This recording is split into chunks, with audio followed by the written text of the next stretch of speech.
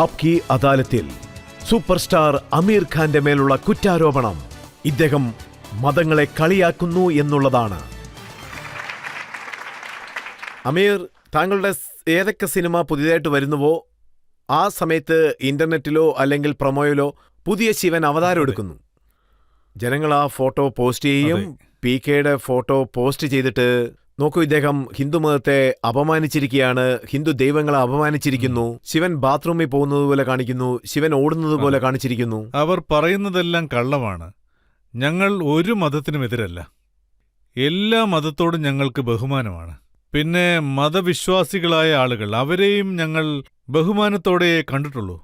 ആ ഒരു സിനിമ നിങ്ങളോടൊരു കാര്യം പറയും. മതത്തിന്റെ പേരിൽ തെറ്റായ കാര്യങ്ങൾ ആര് ചെയ്യുന്നോ, അതിന്റെ പേരിൽ ജനങ്ങളെ വിഡ്ഢികളാക്കുന്നോ, അതിന്റെ പേരിൽ അവരോട് കാശ് വാങ്ങിക്കുക, അവരെ പറഞ്ഞ് തെറ്റിദ്ധരിപ്പിക്കുക, അങ്ങനെയുള്ള ആളുകളെ മനസ്സിലാക്കാനാണ് ആ സിനിമ. ഇതുപോലെയുള്ള ആളുകൾ എല്ലാ മതത്തിലും ഉണ്ട്. സോ ആ സിനിമയുടെ പർപ്പസ് അതാണ്. തെറ്റ് ചെയ്യുന്നവർ എല്ലാ മതത്തിലും ഉണ്ട്. ഇത് മതത്തിനെതിരായ സിനിമയല്ല.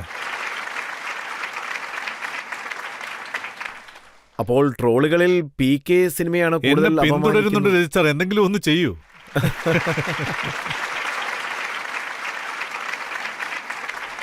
അവർക്കുള്ള ഉത്തരങ്ങൾ ഓഡിയൻസ് നൽകും. എന്താ പറയുന്നതെന്ന് വെച്ചാൽ, ഹിന്ദി ഫിലിം ഇൻഡസ്ട്രിയിൽ, മറ്റുള്ള ഇൻഡസ്ട്രികളെ കുറിച്ച് ഞാനൊന്നും പറയുന്നില്ല, ഹിന്ദി ഫിലിം ഇൻഡസ്ട്രി ഒന്ന് സെർച്ച് ചെയ്ത് നോക്കൂ, അല്ലെങ്കിൽ ഈ നാട് മുഴുവനൊന്ന് അന്വേഷിച്ച് നോക്കൂ. ഞാൻ എന്തെല്ലാം കാര്യങ്ങൾ ചെയ്തിട്ടുണ്ട്, എത്ര സോഷ്യൽ ഫിലിംസ് ഞാൻ ചെയ്തിട്ടുണ്ട്. അതായത് ഞാനിപ്പോ എണ്ണി പറയാം. സത്യമേവ ജയതേ ഷോ, പാനി ഫൗണ്ടേഷൻ ചെയ്തു. ആരൊക്കെ ഇതുപോലെ ചെയ്യുന്നുണ്ടെന്ന് ഒരു പേരെങ്കിലും പറയൂ. ഒരേ ഒരു പേര് പറയൂ. പിന്നെ ഞാനിത് ചെയ്യാൻ തുടങ്ങിയിട്ട് 1 മാസമല്ല, 2 മാസമല്ല, 3 മാസമല്ല, തുടക്കം മുതലേ എങ്ങനെയാണ് 35 വർഷമായി. സോ എന്റെ ഓഡിയൻസ്, എന്റെ റിയൽ ഓഡിയൻസ്, അവർക്കറിയാം അമീർ ആരാണെന്നുള്ള കാര്യം. അവരോട് വിശദീകരിക്കേണ്ട കാര്യമില്ല. ട്രോളുകളിൽ പറയുന്നത് താങ്കൾ ലവ് ജിഹാദ്. എന്റെ അമ്മേ, അവരെന്താണ് പറയുന്നത് വെച്ചാൽ, PK സിനിമയിൽ താങ്കൾ ഒരു പാകിസ്ഥാനി ഇന്ത്യൻ പെണ്ണിനെ കല്യാണം കഴിക്കുന്നത് ജസ്റ്റിഫൈ ചെയ്തിരിക്കുന്നു. അതെ അതെ അതെ. പിന്നെ ഒരു കാര്യം പറയുകയാണെങ്കിൽ, അതായത് 2 മതത്തിലുള്ള ആളുകൾ ഒരുമിച്ച് ചേരുമ്പോൾ അവരുടെ മനസ്സിൽ പ്രണയമുണ്ടെങ്കിൽ, അവർ തമ്മിൽ കല്യാണം കഴിക്കുകയാണെങ്കിൽ, അതൊരിക്കലും ലവ് ജിഹാദ് ആകില്ല. 2 മനസ്സുകൾ തമ്മിൽ ഇഷ്ടപ്പെടുകയാണെങ്കിൽ അവരൊരുമിക്കാം, തെറ്റില്ല. ഇതവരുടെ മനസ്സുമായി ബന്ധപ്പെട്ടതാണ്. ഇതൊരു കാരണവശാലും ലവ് ജിഹാദ് അല്ല. 2 മനസ്സുകൾ തമ്മിൽ ഒരുമിക്കുമ്പോൾ 2 മനസ്സുകളുടെ കൂടിച്ചേരലാണ്. മതത്തിനപ്പുറമാണിത്. ഞാൻ ഒരു കാര്യം പറയാം. എന്റെ അനിയത്തി നിക്കത്ത് കല്യാണം കഴിച്ചത് സന്തോഷ് ഷെക്ഡെയാണ്. അദ്ദേഹം ഒരു ഹിന്ദുവാണ്. ഇത് ലവ് ജിഹാദ് എന്ന് പറയാൻ പറ്റൂ. എന്റെ ഇളയ അനിയത്തി ഫറക്, അവൾ കല്യാണം കഴിച്ചിരിക്കുന്നത് രാജീവ് ദത്തയാണ്. അദ്ദേഹം ഹിന്ദുവാണ്. എന്റെ അനിയത്തി മുസ്ലിം. ഇതിനെ ലവ് ജിഹാദ് എന്ന് വിളിക്കാൻ പറ്റുമോ? എന്റെ മകൾ ഐറ, ഇപ്പൊ കുറച്ചു ദിവസം മുമ്പ് അവൾ കല്യാണം കഴിച്ചിരിക്കുന്നത് നുപൂറിനെയാണ്. Love is the biggest thing is honest. അവരെന്താണ് പറയുന്നതെന്ന് വെച്ചാൽ, അമീർ ഖാന്റെ ആദ്യത്തെ വൈഫിന്റെ പേര് റീന, അതെ അതെ, രണ്ടാമത്തെ വൈഫിന്റെ പേര് കിരൺ, ഇനി വരാൻ പോകുന്ന ആളുടെ പേര് ഗൗരി.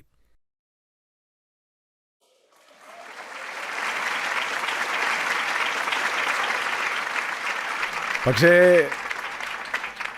ഇതൊക്കെ ഹിന്ദു ദൈവങ്ങളുടെ പേരാണ്. അതെ അതെ.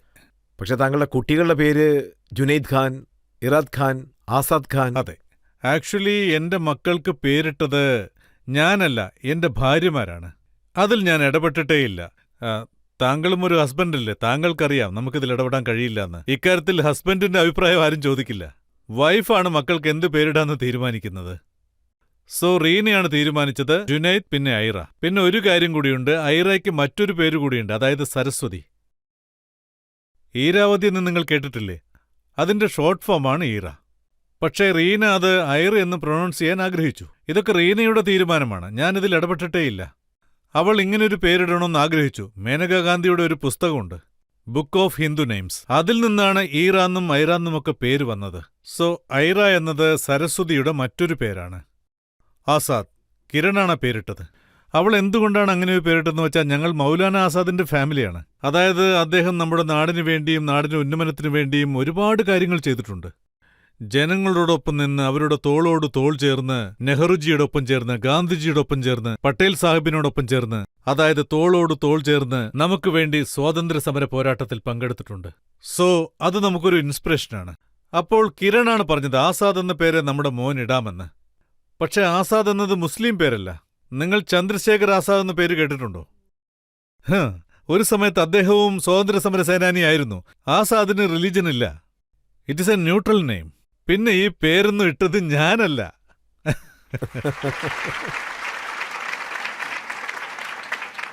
മറ്റൊരു സൈഡിലുള്ള ജനങ്ങളെ നമുക്ക് ഇസ്ലാമിക് ട്രോജനിയം എന്ന് നമുക്ക് വിളിക്കാം. അവർ പറയുന്നത് സഹോദരിയുടെ വിവാഹം ഒരു ഹിന്ദുവിനൊപ്പം നടത്താം, മകന്റെയോ മകളുടെയോ കല്യാണവും ഹിന്ദുവിനൊപ്പം നടത്താമെന്ന്. ഇപ്പോ കാര്യം എന്താണെന്ന് വെച്ചാൽ രണ്ട് ഗ്രൂപ്പിന്റെ ട്രോൾസും എന്നെ അറ്റാക്ക് ചെയ്യുന്നുണ്ട്. അവരൊരു കാര്യം പറയും, ഇവരൊരു കാര്യം പറയും. രണ്ട് ഗ്രൂപ്പിനും ഞാൻ തെറ്റുകാരനാണ്. ഇരുവിഭാഗത്തിനും ഞാൻ തെറ്റുകാരനാണെന്ന് എപ്പോ തോന്നുന്നോ അന്ന് നമ്മൾ മനസ്സിലാക്കണം നമ്മൾ ചെയ്യുന്നത് ശരിയാണെന്ന്.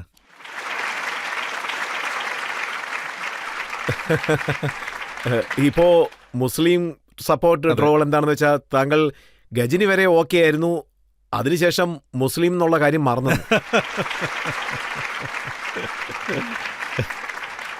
ഇല്ല, അങ്ങനെയൊന്നുമില്ല. ഞാനൊരു മുസ്ലിമാണ്. മുസ്ലിമായി ഇരിക്കുന്നതിൽ എനിക്ക് അഭിമാനമുണ്ട്. ഞാനൊരു ഇന്ത്യനാണ്. ഇന്ത്യനായി ജീവിക്കുന്നതിൽ എനിക്ക് അഭിമാനമുണ്ട്. ഈ രണ്ട് കാര്യങ്ങളും അതിന്റെ ഭാഗത്തുനിന്ന് നോക്കുമ്പോൾ ശരിയാണ്. താങ്കൾ സത്യമേവ ചെയ്തതുപോലെ അതിൽ താങ്കൾ ഹിന്ദുസിൽ എന്തൊക്കെ പ്രശ്നങ്ങളുണ്ടോ അതാണ് എടുത്തു കാണിച്ചത്. മുസ്ലിങ്ങളെക്കുറിച്ച് താങ്കൾ ഒന്നും തന്നെ അതിൽ പറയുന്നതേയില്ല. അല്ല, പക്ഷെ അതിൽ ധാരാളം പണം സമ്പാദിക്കുകയും ചെയ്തു. അല്ല, ഞാനിതിൽ സമ്പാദിച്ചിട്ടില്ല, നഷ്ടമാണ് വന്നത്. അതായത് ഞാൻ അതിവിടെ പറയുന്നത് ശരിയല്ല. എന്നാലും താങ്കൾ ചോദിച്ചതുകൊണ്ട് പറയാം. ഞാൻ ആ ഷോ ചെയ്യാൻ വേണ്ടി ആഡ്സിനെ റിക്വസ്റ്റ് ചെയ്തു, ടെർമിനേറ്റ് ചെയ്തു. പക്ഷെ അത് വലിയ എമൗണ്ടാണ്. കാരണം ഞാൻ വളർന്നു വന്ന രീതി അങ്ങനെയാണ്. എൻ്റെ അമ്മ ഞങ്ങളെ വളർത്തിയത് അങ്ങനെയാണ്. ഇതൊരു വലിയ എമൗണ്ടാണ്. അതുകൊണ്ട് ഇത് പറയുന്നതിൽ എനിക്ക് വിഷമമുണ്ട്. എനിക്ക് ആ ഷോയിൽ ജോലി ചെയ്തതിന് കിട്ടിയ എമൗണ്ട് അതിനേക്കാളും 7-8 മടങ്ങ് കൂടുതൽ എമൗണ്ട് എനിക്ക് നഷ്ടം വന്നു. ഞാനിത് വെറുതെ പറയുന്നതല്ല.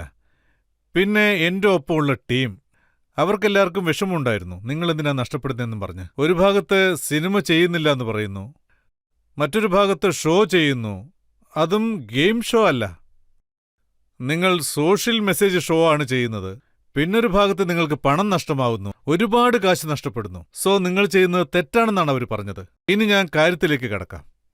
ഷോയിൽ ഞങ്ങൾ സാമൂഹികമായ പ്രശ്നങ്ങൾ പുറത്തു കൊണ്ടുവരാൻ ശ്രമിച്ചു. ഞങ്ങളത് മനസ്സിലാക്കാൻ ശ്രമിച്ചു. കാരണം നമ്മുടെ സമൂഹത്തിൽ നമ്മൾ എന്തെല്ലാം പ്രശ്നങ്ങൾ നേരിടുന്നുവെന്ന്. ഒരുപക്ഷെ നിങ്ങൾ ഹിന്ദുവായിരിക്കാം, മുസ്ലിം ആയിരിക്കാം, ഏത് വേണമെങ്കിലും ആവാം. നമ്മളെല്ലാവരും ഒരു രാജ്യത്താണ് കഴിയുന്നത്, എല്ലാവരും ഒരേ സമൂഹത്തിലാണ് കഴിയുന്നത്. സോ എന്തെല്ലാം കാര്യങ്ങളാണ് സമൂഹത്തിൽ പ്രശ്നങ്ങൾ ഉണ്ടാക്കുന്നത്, അത് മുസ്ലിമിനും ഉണ്ടാക്കും, ഹിന്ദുവിനും ഉണ്ടാക്കും, സിഖിനും ഉണ്ടാക്കും, ഈഷയ്ക്കും ഉണ്ടാക്കും, എല്ലാവർക്കും ഉണ്ടാക്കും. പിന്നൊരു കാര്യം, ആ ഷോയിൽ ഒരുപാട് ടോപ്പിക് ഉണ്ടായിരുന്നു.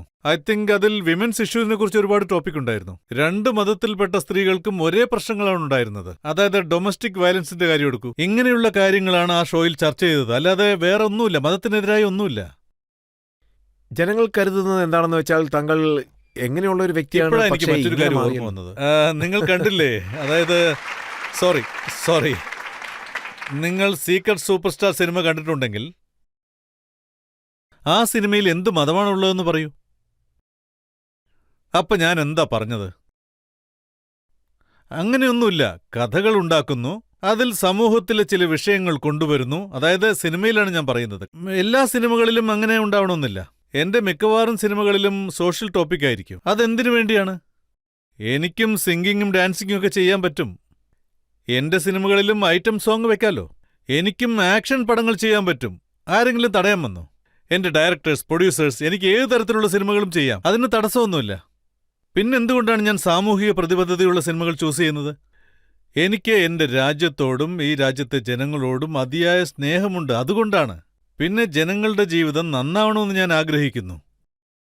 ഞാൻ താരേ സമീൻ പർ എടുക്കുന്ന സമയത്ത് ആളുകൾ എന്നോട് ചോദിച്ചു, നിങ്ങൾ എന്തുകൊണ്ടാണ് ഡോക്യുമെന്ററി ഫിലിം എടുക്കുന്നതെന്ന്, ലേണിംഗ് ഡിസബിലിറ്റി, ഡിസ്ലൈക്ക്, ഇതൊക്കെ എന്തിനാ എടുക്കുന്നതെന്ന് അവരെന്നോട് ചോദിച്ചു. പിന്നെ പടത്തിന്റെ ഇന്റർവ്യൂ കഴിഞ്ഞല്ലേ നിങ്ങൾ വരുന്നേ, അതുകൊണ്ട് ഈ പടം ഫ്ലോപ്പ് ആകും, ഈ സിനിമ ആരും കാണില്ല എന്ന് പറഞ്ഞു. പക്ഷെ എനിക്ക് ആ സിനിമ എടുക്കണം. അത് വളരെ പ്രധാനപ്പെട്ട ടോപ്പിക്കാണ്. നിങ്ങളൊന്ന് ആലോചിച്ച് നോക്കൂ. നമ്മുടെ നാട്ടിൽ ലക്ഷക്കണക്കിന് ജനങ്ങളുണ്ട്. ഇപ്പോഴും അവർ സഫർ ചെയ്യുന്നുണ്ട്, പ്രശ്നത്തിലാണ്. അവരെ ശകാരിക്കും, അവരെ അടിക്കും, അവരെ അപമാനിക്കും. സോ എനിക്ക് ഈ സിനിമ, അതായത് ആ സിനിമ വളരെ പ്രധാനപ്പെട്ടതായിരുന്നു. കുട്ടികൾക്കുള്ള സിനിമ, അച്ഛനും അമ്മയും കാണേണ്ട സിനിമ, എല്ലാവരും കാണണം. കുട്ടികളൊരു പ്രശ്നത്തിൽപ്പെട്ടാൽ നമ്മളവരെ വഴക്ക് പറയരുത്, നമ്മൾ അവരെ ചേർത്ത് നിർത്തണം. സോ എന്നാലാവുന്ന കാര്യങ്ങൾ ഞാൻ ഈ രാജ്യത്തിന് വേണ്ടി ചെയ്യുന്നു.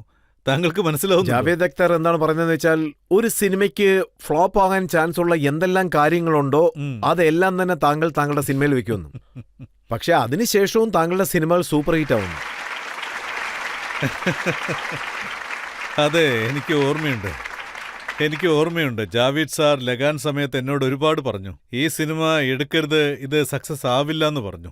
ഈ കാര്യം അദ്ദേഹം എന്നോട് 1 മണിക്കൂറിൽ കൂടുതൽ ചർച്ച ചെയ്തു. ഇതിന്റെ എല്ലാ വശങ്ങളും പറഞ്ഞു, ഇത് നഷ്ടമാവും, എടുക്കരുത്, എന്നെ നിരുത്സാഹപ്പെടുത്തി. പക്ഷേ എനിക്ക് ലഗാന്റെ കഥ അത്രയ്ക്ക് ഇഷ്ടപ്പെട്ടിരുന്നു. അതെടുക്കണമെന്ന് ഞാൻ തീരുമാനിച്ചു. പിന്നെ ഞാൻ എടുത്തു. പക്ഷേ ഇത് ജാവേദ് സാറിന്റെ വലിയ മനസ്സാണ്. അദ്ദേഹം ഇക്കാര്യം പബ്ലിക്കായിട്ട് പറയും, ഞാനിത് എടുക്കാൻ പാടില്ലെന്ന് പറഞ്ഞെന്ന്. ഞാൻ അമീറിനോട് പറഞ്ഞു, അന്നേ പറഞ്ഞിരുന്നു ഈ സിനിമ എടുക്കരുത്. പക്ഷേ ഇത് സക്സസ് ആയില്ലേ? അതെ, അങ്ങനെയും സംഭവിച്ചിട്ടുണ്ട്. അല്ല, ഒരു പ്രാവശ്യമല്ല, പല പ്രാവശ്യം നടന്നിട്ടുണ്ട്. ഇപ്പോ ജനങ്ങളിൽ ആരെങ്കിലും ചോദിക്കാം. എന്റെ ചോദ്യം എന്താണെന്ന് വെച്ചാൽ, സോഷ്യൽ മീഡിയയിൽ കുറച്ചുപേർ ബോയ്ക്കോട്ട് കോൾ ചെയ്തുകൊണ്ടിരിക്കുകയാണ്. അതുകൊണ്ട് നിങ്ങൾക്ക് എന്തെങ്കിലും പ്രോബ്ലം വരുമോ? എനിക്ക് പറയാനുള്ളത്, ഇവിടുത്തെ ജനങ്ങൾക്ക് എന്നെ നന്നായിട്ട് അറിയാമെന്നാണ്. ട്രോൾസ് ശ്രമിച്ചുകൊണ്ടിരിക്കും, പക്ഷെ അവരെത്രയൊക്കെ ശ്രമിച്ചാലും എന്നെ ജനങ്ങൾക്ക് വളരെ നന്നായിട്ട് അറിയാം. പിന്നെ നല്ലൊരു കാര്യം എന്താണെന്ന് വെച്ചാൽ, അത് പി കെ ആണെങ്കിലും ശരി, ദംഗലാണെങ്കിലും ശരി, എത്രയോ പ്രാവശ്യം ട്രോൾ ചെയ്തിട്ടുണ്ട്. പക്ഷെ ആ പടങ്ങളെല്ലാം നന്നായിട്ട് ഓടിയിട്ടുമുണ്ട്. തീർച്ചയായും. കാരണം എന്റെ ഓഡിയൻസിന് എന്നെ വളരെ നന്നായിട്ട് അറിയാം. അതുമല്ല, ഓഡിയൻസുമായി എനിക്ക് ആഴത്തിലൊരു ബന്ധമുണ്ട്. ഇത് സിനിമയിലൂടെ മാത്രമുള്ള ബന്ധമല്ല, ഞാൻ എങ്ങനെ ജീവിക്കുന്നു എന്നത് വെച്ചുള്ളൊരു ബന്ധമാണ്. അതെ, ഞാനൊരു തെറ്റ് ചെയ്തിട്ടുണ്ട്. ആരാണ് തെറ്റ് ചെയ്യാത്തത്? എനിക്ക് ഒരുപാട് തെറ്റ് പറ്റിയിട്ടുണ്ട്. പക്ഷെ അതിൽ നിന്ന് ഞാൻ ഒരുപാട് പഠിച്ചു.